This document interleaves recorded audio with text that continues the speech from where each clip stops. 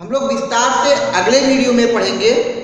इन सब के बारे में हम क्या करेंगे, योगात्मक अपक्रिया के बारे में पढ़ेंगे, वियोजन के बारे में पढ़ेंगे, विस्थापन के बारे में पढ़ेंगे, द्विविस्थापन के बारे में पढ़ेंगे। तो ऐसे हम क्या करेंगे, अलग अलग अपक्रियाओं के बारे में हम लोग आगे आने वाली वीडियो में पढ़ेंगे। ठीक है, क्योंकि सब जो हैं बड़े इंपॉर्टेंट हैं, सब के सब कैसे हैं, बड़े इंपॉर्टेंट है बोर्ड परीक्षा की दृष्टि से। लेकिन हम क्या करते हैं, इसको हम एक जनरल वे में, मतलब जैसे कि सबका थोड़ा थोड़ा इंट्रोडक्शन हो जाए। तो पहला जो हमारा है योगात्मक अपक्रिया। योगात्मक अपक्रिया में जब कोई दो पदार्थ मिलकर केवल एक पदार्थ बनाता है, यानी दो अभिकारक आपस में जुड़कर एक उत्पाद बनाते हैं, तो वो आपका कैसा होगा, योगात्मक अपक्रिया। ठीक है, दूसरा क्या है, वियोजन अपक्रिया। क्या है, वियोजन।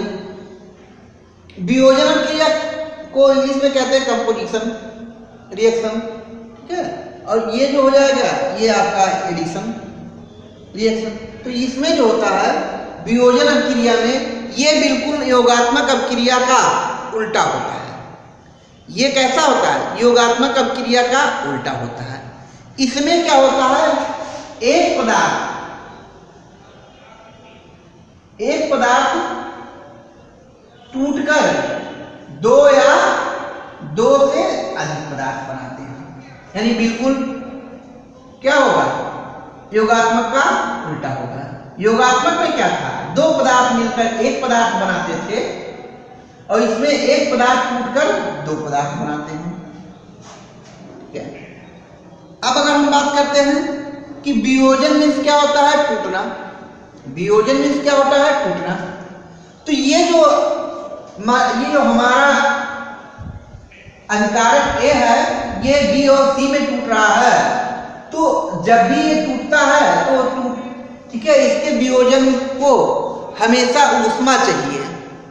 बिना ऊष्मा के या बिना ऊर्जा के, हम ऊष्मा ना कह सकते, बिना ऊर्जा के यह नहीं टूटेगा। अब जो ऊर्जा होती है वो इसको कितने प्रकार से दी जा सकती है, तो इसको 3 प्रकार से ऊर्जा दी जा सकती है। पहली जो ऊर्जा है वो आपका ताप अपघटन, यानी इसको ताप दिया जाए, इसको क्या दिया जाए, ताप। इसको यहां कर देते हैं, इसको क्या किया जाए, ताप दे दिया जाए, तब ये टूट जाए। दूसरा है विद्युत अपघटन, यानी ये विद्युत के भी प्रभाव से, विद्युत क्या है, एक ऊर्जा है, यानी विद्युत के प्रभाव से भी क्या हो जाएगा, टूट जाएगा। और तीसरा जो है प्रकाश। तीसरा क्या है, प्रकाश, यानी ये प्रकाश के भी प्रभाव से क्या हो जाता है, ये टूट जाता है। यानी एक कितने प्रकार से वियोजित हो सकता है, नहीं एक तो मतलब वियोजित होगा, एक कितनी ऊर्जा से वियोजित हो सकता है, तो 3 प्रकार की ऊर्जा से ये वियोजित हो सकता है। पहला क्या है, ताप, दूसरा क्या है, विद्युत, और तीसरा क्या है, प्रकाश। यानी इन तीनों ऊर्जाओं की सहायता से ए का वियोजन हो जाता है बी और सी में। देखिए आने वाली वीडियो में हम क्या करेंगे कि इसको हम कंपाउंड के यौगिकों के रूप में इन अपक्रियाओं को हम आपको, ठीक है, विस्तार पूर्वक समझाएंगे। लेकिन यहाँ केवल आप ए और बी, मतलब एक जनरल फॉर्म में आप क्या करेंगे, समझेंगे। तीसरा जो है वो विस्थापन अपक्रिया है। विस्थापन अपक्रिया में क्या होता है कि कोई एक एक्टिव एलिमेंट क्या करता है, कंपाउंड से किसी दूसरे एलिमेंट को हटा देता है। ठीक है, जो हटाने वाला एलिमेंट होगा वो ज्यादा एक्टिव होगा, रिएक्टिव होगा, और जो हटने वाला होगा वो क्या होगा, कम रिएक्टिव। जैसे कहने का मतलब हम कह सकते हैं कि ए बी कोई एक कंपाउंड है और इसमें सी जो क्या है, अधिक क्रियाशील, अधिक क्रियाशील। सी क्या है? अधिक क्रियाशील। अब क्या किया कि इस सी ने इस बी को क्या कर दिया? रिप्लेस कर दिया। अब यहां हो गया AC और प्लस क्या हो गया? बी।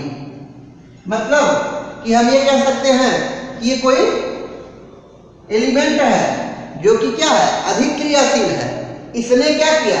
AB जो कि एक यौगिक है उसमें से इसने क्या किया? B को रिप्लेस कर दिया, मतलब कि यहां से इसको विस्थापित कर दिया। अगला जो है हमारा है द्विविस्थापन क्रिया। अगला क्या है? द्विविस्थापन, डबल डिस्प्लेसमेंट। द्विविस्थापन में क्या होता है कि उसमें आयनों का इंटरचेंजिंग होता है। आयनों की इंटरचेंजिंग होती है, विनिमय होती है। जैसे हमने कह दिया AB प्लस CD, तो ये मान लीजिए कि A प्लस है और B क्या है? माइनस है। यहां क्या है? C प्लस है और B माइनस है। तो ऐसे में क्या हो जाएगा? ये D द्वारा B रिप्लेस हो जाएगा और ऐसे में अब आपका कैसे क्या हो जाएगा? AD CB। तो यहां आपने देखा डबल डिस्प्लेसमेंट, यानी B का भी, ठीक है, B का भी विस्थापन हो रहा है और C का भी विस्थापन हो रहा है। ठीक है, तो ये आपका हो गया डबल डिस्प्लेसमेंट। ये क्या होता है? दो प्रकार का होता है। एक होता है आपका अवक्षेपण और दूसरा होता है उदासीनीकरण। अवक्षेप क्या होता है? तो अवक्षेप आप जानते हैं, जब कभी कभी द्रव में एक मोटी परत बन जाती है, ठोस, तो उसको कहते हैं अवक्षेप। जैसे आपने कभी दूध को गर्म किया होगा तो दूध के ऊपर एक परत बन जाती है, दूध के ऊपर एक परत बन जाती है जिसको अवक्षेप कहा जाता है। ठीक है, तो इसके बारे में अवक्षेपण के बारे में हम लोग आगे आने वाले वीडियो में पढ़ेंगे। लेकिन उदासीनीकरण आप जानते हैं कि अम्ल और क्षार के मिलने से लवण और जल बनता है और यह क्रिया क्या कहलाती है? उदासीनीकरण। जैसे आपने पढ़ा था यहां आपने पढ़ा था NaOH प्लस HCl गिफ्ट हो जाएगा NaCl प्लस H2O। यहां देखिए NaOH, Na plus OH minus, और यहां हो गया H प्लस Cl माइनस। ये आप कैसे हो गए? आप जानते हैं कि ये क्या है? ये क्षार है जो जलीय विलयन में घुलकर क्या देता है? OH आयन देता है। और यह Cl क्या है? अम्ल है जो जलीय विलयन में घुलकर क्या देता है? यह आयन देता है। ऐसे में क्या हो गया? यहाँ विस्थापन हो गया और आपका Na के साथ क्या आ गया? Cl आ गया और H2O हो गया। ठीक है, तो ये आपका था विस्थापन क्रिया। ऊर्जा परिवर्तन के आधार पर उस पर जो रासायनिक अभिक्रिया होती है वो कितने प्रकार की होती है? दो प्रकार की। एक होती है ऊष्माक्षेपी और दूसरा होता है ऊष्माशोषी। ऊष्माक्षेपी अभिक्रिया में क्या होता है कि जब भी अभिकारक मिलते हैं तो ऐसे में उत्पाद तो बनता ही है, उत्पाद बनता है। उत्पाद बनने के साथ साथ ऊर्जा ऊष्मा भी निकलती है। जैसे हमने कह दिया कि A प्लस B गिव्स क्या हो गया? C प्लस ऊष्मा। इस अभिक्रिया में क्या होता है कि ऊष्मा निकलेगा। देखिए A और B आपस में सहयोग करके क्या बनाए? C बनाए और साथ में ऊष्मा भी निकला। आपने देखा होगा कि जब चूने के पत्थर को जब जल में डाला जाता है तो जल में डालने के बाद जल उबलने लगता है। ये किसके प्रभाव से होता है? ऊष्मा के प्रभाव से होता है।